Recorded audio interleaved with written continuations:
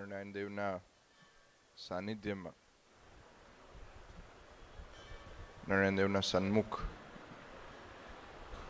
બેસીને અને બે ઘડી ભગવાનનું સ્મરણ કરવાનો લાભ મળે, એનાથી મોટું ભાગ્ય કોઈનું ના હોઈ શકે. આપણે બધાએ ખૂબ મહેનત કરીએ, ખૂબ પરિશ્રમ કરીએ સત્સંગમાં અને સામાજિક જીવનમાં,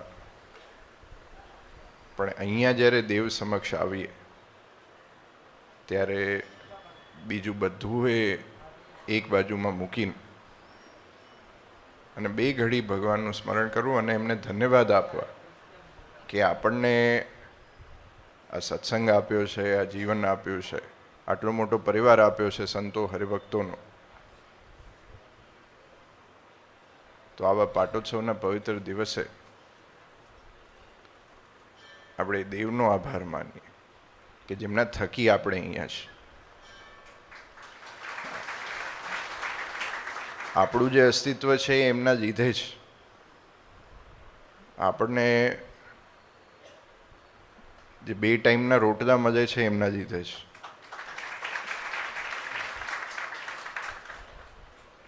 અને આપણી ઓળખાણ પણ એ છે.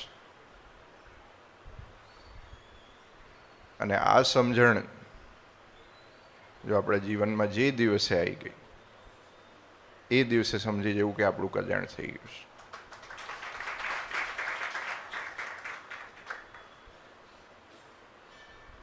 આ બધા હરિભક્તોએ જેમ હમણાં જોયું, ઘણા બધા પ્રોજેક્ટ કાલુપુર મંદિરના દેશમાં અને વિદેશમાં બહુ સ્પીડથી આગળ વધે છે. અને કાળુપુર મંદિરમાં પણ જે છપૈયાનો અત્યારે પ્રોજેક્ટ જેવો ચાલે છે એવો ને એવો પ્રોજેક્ટ જે થવાનો છે. અને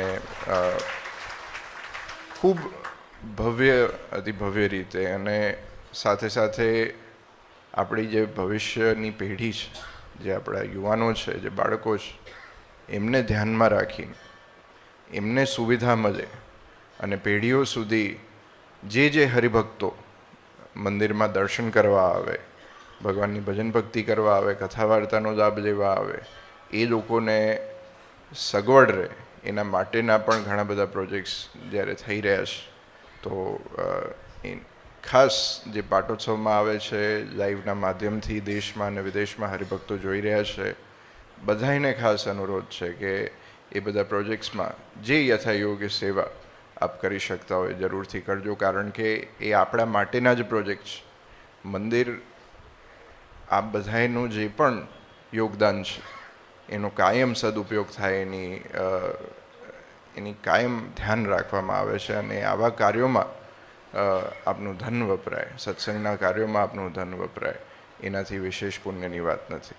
તો ખૂબ ખૂબ આભાર. આજના દિવસે દરેક યજમાન પરિવારના હરિભક્તોએ જે દેશથી અને વિદેશથી આવ્યા છે અને આ પાટોત્સવનો લાભ લીધો, અમને ખૂબ ખૂબ આભાર.